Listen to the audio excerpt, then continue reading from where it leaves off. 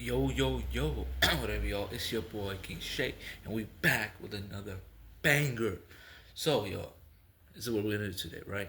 I'm gonna keep exposing and breaking down the lies and myths and narratives about Scottie Pippen, right? So, Scottie Pippen and this whole narrative that Michael Jordan is why the Chicago Bulls were winning makes no sense because Michael Jordan, before the Chicago Bulls were winning, was putting up a whole bunch of boys, putting up a whole bunch of points, and getting swept, right? Right, which, by the way, that was kind of ironic. That's just a bit of a disclaimer. Speaking of what he did at Daytona 59. But anyways, Michael Jordan was putting up a whole bunch of points and was losing. He won a scoring title in 87, Rookie of the Year, first team All Rookie in 85, second team All NBA that year, first team All NBA in 87. 86, he was hurt that year, made All Star start, right? Did that. Bang. Okay, so he was losing consistently without Scottie Pippen. Then the next year they have Scottie Pippen. They made it to round two. Then the year after that, in 89, Scottie started starting. They make it to the conference finals. Then the year after that, 90, they were within one game away from making the conference finals.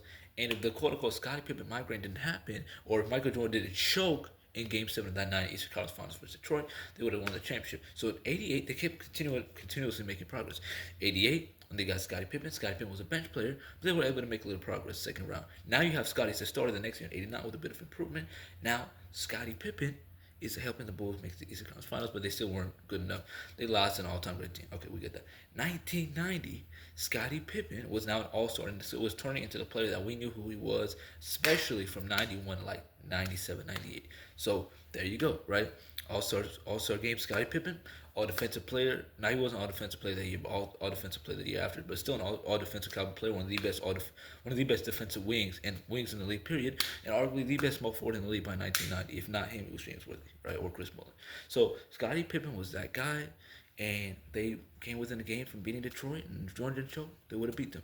Then the year after that, now you're looking at All-Star Scottie Pippen, All NBA Scottie Pippen, All Defensive Scottie Pippen, a 27-7 in the regular season and in the postseason Scottie Pippen, a guy who's I believe top three in steals in both the regular season and playoffs Scottie Pippen. So you're seeing that version of Scottie Pippen, and now Scottie is heavily aiding Chicago into winning championships, and he was the best defensive player, he might be. Scottie Pippen is probably second all time in terms of best defender on championships, right? More than Tim Duncan got five times best defender on championship.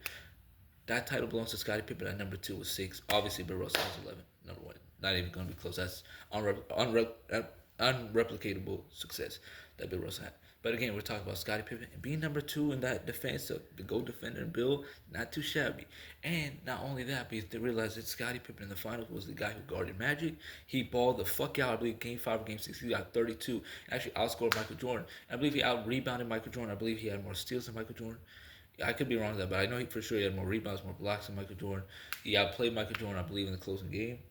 And he was the guy who locked down the opposing team's best offensive player. He locked down the second best player in the world at that time in Magic Johnson, right? That's what Scottie Pippen did. That's what Scottie Pippen did.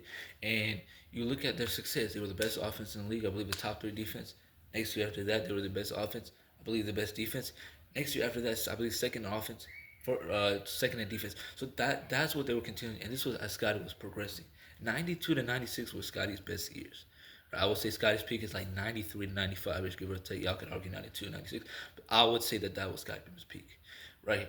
And in that stretch, Scottie was averaging 27 and 7, was continuously in the top 7 of MVP voting, like for like 5 years straight, was continuously in top 7 of DPOY voting for 5 years straight. You look at Scottie Pippen's career, and it's basically outlined as 7-time All NBA, 7-time All Star, 6-time champion, best all around player on every championship he won, by the way. That's another disclaimer that we're adding. That's another caveat for Michael Jordan. We're adding because Michael Jordan's career is not enough once again, right? 10 all defensive teams, right? You talk about a steals leader, right? You talk about a guy who, for his career, Scottie Pippen is top 10 all time in steals. Scottie Pippen has damn near 20,000 points. Scottie Pippen was only 1,000 points away from being one of the few players in the 20K, 5K, 5K, 2K club. Who do y'all think is in that club, yo? It's MJ, it's LeBron, and then after that, that's Liz, yo. So he would have been accompanied with arguably the two greatest players ever, but Jordan, but Zesties will always love to tell y'all. Oh my goodness, Zesty Jeffries always love to tell y'all how Scottie Pippen was a bum, was a nobody, was not that guy offensively, was a throwaway, was Robert Horry for all 6 rings that he played with Michael Jordan. Which don't make any sense at all. Robert Horry did not accomplish shit out of 7 rings, outside of 7 rings. Scottie Pippen did. Scottie Pippen's a top 30 player of all time, and at worst, Scottie Pippen at worst is a top 8 to 9 small forward of all time at worst. But that's gonna be the guy that they're calling a throwaway. That's gonna be the guy they're calling a bump. That's gonna be the guy that they're gonna call a fucking like ass player. So once again, and I just want to stop the lies and myths about Scott Pepper Cruz. That's what I love to do. I love to stop lies, myths, and narratives that these STs keep spreading the proper game and that they keep feeding. Yo, that's my whole goal. Okay, so Scottie Pippen, all this bullshit that y'all hear about Scottie